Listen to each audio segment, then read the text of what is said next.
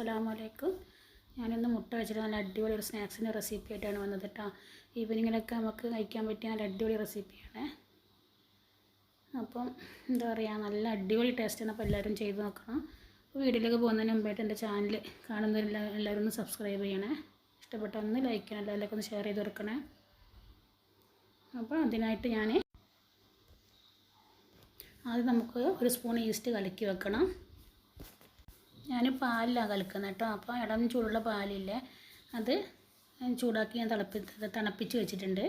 അപ്പോൾ അതിലേക്ക് ഞാൻ ഒരു സ്പൂൺ ഈസ്റ്റും, ഒരു കപ്പിലേക്ക് ഒരു സ്പൂൺ ഈസ്റ്റും, പിന്നെ 2 ടീസ്പൂണ് പഞ്ചസാരയും ഇട്ടിട്ടുണ്ട്. അതിലേക്ക് ഞാൻ പാല്, നല്ല ചൂട് വേണ്ട കേട്ടോ, ചെറിയൊരു ചൂട് മതി, ഇളം ചൂട് മതി. അത് വെച്ച് നന്നായിട്ട് കലക്കി കൊടുക്കുക കേട്ടോ. എന്നിട്ട് 20 മിനിറ്റ് മാറ്റി വെക്കാം നമുക്ക്. നന്നായിട്ട് പതഞ്ഞ് നന്നായിട്ട് പൊന്തി വന്നിട്ടുണ്ട്. അപ്പോൾ അത് നമുക്ക് മൈദ കലക്കി വെക്കണം. അതിനകത്ത് ഞാനൊരു 250-300 ഗ്രാം മൈദ എടുത്തിട്ടുണ്ട് കേട്ടോ. അപ്പോൾ ഇത്ര ആവശ്യത്തിനനുസരിച്ച് എടുത്താൽ മതിയേ. എന്നിട്ട് ഇത് മാവ് കലക്കിയിട്ട് നമുക്കൊരു 2 മണിക്കൂറോളം മാറ്റി വെക്കണം, പൊങ്ങി വരാൻ വേണ്ടിയിട്ട്. അപ്പോൾ അതിലേക്ക് ഞാൻ ഉപ്പിട്ട് കൊടുത്തിട്ടുണ്ട്. ഈ പൊങ്ങി വന്ന ഈസ്റ്റിന് പൂരിക്കൊക്കെ കുഴച്ചെടുക്കൂലേ, അതുപോലെ ഒന്ന് കുഴച്ചെടുത്ത് വരാം കേട്ടോ. നല്ല എന്താണ് പഞ്ഞി പോലെ വരും കേട്ടോ ഞാൻ ഉണ്ടാക്കുന്ന സ്നാക്സ്. ഇപ്പോൾ നന്നായിട്ട് കുഴച്ച് വെച്ചിട്ടുണ്ട്. ഒരു 1-1.5 മണിക്കൂറോളം നമുക്കൊന്ന് അടച്ച് മാറ്റി വെക്കണം.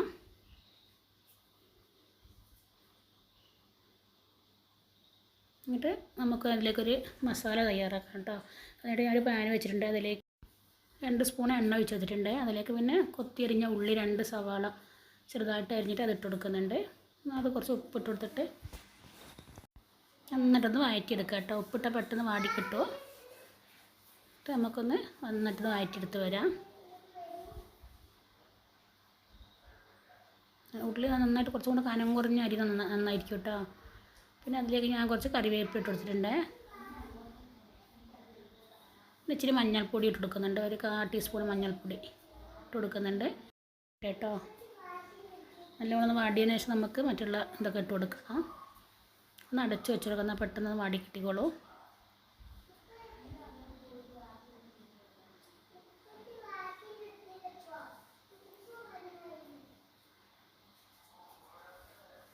ഏകദേശം നന്നായിട്ടൊന്ന് വാടി വന്നിട്ടുണ്ട്. ഇനി അതിലേക്ക് നമുക്ക് ഒരു പച്ചമുളക് ചെറുതായിട്ട് അരിഞ്ഞിട്ടുണ്ട്, അതിട്ട് കൊടുക്കും. പിന്നെ ഒരു ക്യാപ്സിക്കത്തിൻ്റെ പകുതി ഇട്ടോ, പകുതി കാ ഭാഗത്തോളം മതി, അതിട്ട് കൊടുക്കുന്നുണ്ട്.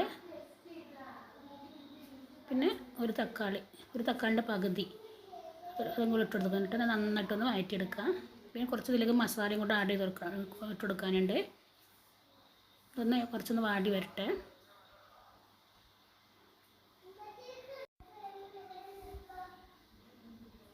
എല്ലാവരും ചെയ്ത് നോക്കി ഫീഡ്ബാക്ക് അറിയിക്കണം കേട്ടോ. അപ്പോൾ ഇത് നന്നായിട്ടത് വാടി വന്നിട്ടുണ്ട്. എന്നിട്ട് നമുക്ക് അതിലേക്ക് കുറച്ച് ചിക്കൻ മസാല ഇട്ട് കൊടുക്കാം കേട്ടോ. ഗരം മസാല ആണെങ്കിൽ 1/4 ടീസ്പൂൺ മതി. ഞാൻ ചിക്കൻ മസാല 1 ടീസ്പൂൺ ഇട്ടിട്ടുണ്ട്. പിന്നെ 1 ടീസ്പൂൺ മുളക് പൊടിയും കാശ്മീരി ഇട്ട് കൊടുക്കുന്നുണ്ട്. എരിവിന് പച്ചമുളക് ഇട്ടിട്ടുണ്ടല്ലോ. ഒന്നും കൂടെ വാട്ടിയെടുത്ത് വരാം കേട്ടോ. അപ്പോൾ മസാല റെഡി ആയിട്ടുണ്ട്. കുറച്ച് ഉപ്പിൻ്റെ കുറവുണ്ടെങ്കിൽ കുറച്ചും കൂടെ ഉപ്പിട്ട് കൊടുത്തിട്ട് ഇളക്കി കൊടുക്കാം. പിന്നെ കുറച്ച് ഞാൻ മല്ലിച്ചപ്പ് ഇട്ട് ചെയ്ത് കേട്ടോ. കുറച്ച് 2-3 സ്പൂൺ മല്ലിച്ചപ്പ് ഇങ്ങോട്ട് കൊടുക്കുന്നുണ്ട്. എരിവൊക്കെ ഓരോരുത്തരും ഇഷ്ടമെന്ന് വെച്ചാൽ കൂട്ടിയും കുറക്കുകയും ചെയ്യാം കേട്ടോ എരിവ്. പിന്നെ നമ്മൾ നേരത്തെ കുഴച്ച് വെച്ച മൈദ നന്നായിട്ട് പൊങ്ങി വന്നിട്ടുണ്ടല്ലോ, നന്നായിട്ട് പൊന്തി വന്നിട്ടുണ്ട്. അപ്പോൾ ഒന്നും കൂടെ നമുക്കൊരു കുഴച്ച് കൊടുക്കാം. ചെറിയ ബോൾ പോലെ ആക്കി എടുക്കണം.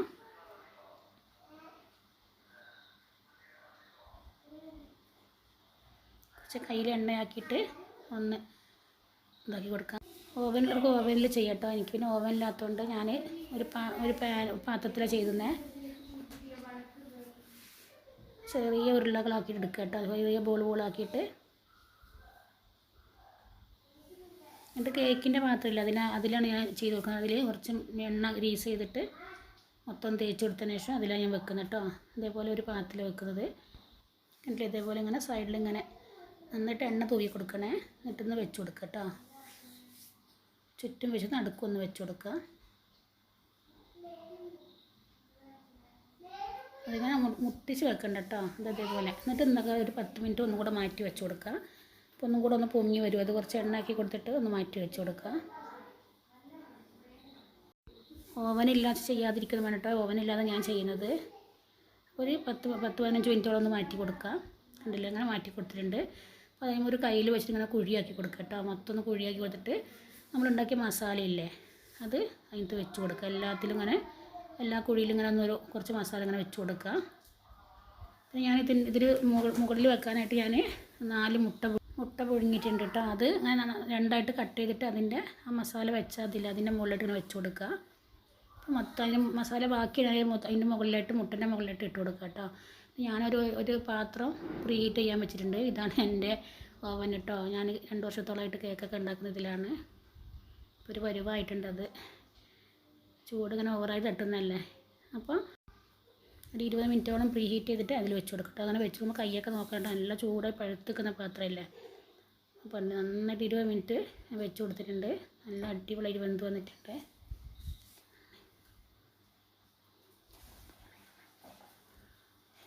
ഉണ്ടല്ലേ, പാത്രത്തിൽ നിന്ന് പെട്ടെന്ന് ഓയിൽ തേച്ചതിന് ശേഷം പാത്രത്തിൽ നിന്ന് പെട്ടെന്ന് വിട്ടു വന്നിട്ടുണ്ട് കേട്ടോ. അപ്പോൾ എല്ലാവരും ചെയ്ത് നോക്കണം, അടിപൊളി. ഇത് നമ്മളിങ്ങനെ ഓരോ ബോളാക്കിയല്ലേ വെച്ചത്. അപ്പോൾ അത് സെപ്പറേറ്റ് ആയിട്ട് നമുക്ക് കിട്ടും കേട്ടോ. എൻ്റെ ഫോണൊന്നും ക്ലിയർ ഇല്ല. ആദ്യം വീഡിയോ എടുത്ത ഫോണൊന്നുമല്ല ഇപ്പോൾ എടുക്കുന്നത്. അതുകൊണ്ട് ശരിക്കൊന്നും ക്ലിയർ ആയിട്ട് കിട്ടുന്നില്ല. ശരിക്കും ഇത് ഞാൻ എടുത്ത പലഹാരത്തിൻ്റെ കളറൊന്നുമല്ല വന്നത്. ഒരു സൈസ് ഡാർക്ക് കളറായി പോയിട്ടുണ്ട്. കണ്ടില്ലേ, ഓരോ ബോൾ ഇങ്ങനെ നമുക്ക് ബന്ന് പോലെ ഇങ്ങനെ എടുത്ത് കിട്ടും. അപ്പോൾ എല്ലാവരും ചെയ്ത് നോക്കണം. ഇൻഷാ അല്ലാഹ് അടുത്ത വീഡിയോ ആയിട്ട് വരുന്നത്. എല്ലാവർക്കും അസ്സലാമു അലൈക്കും.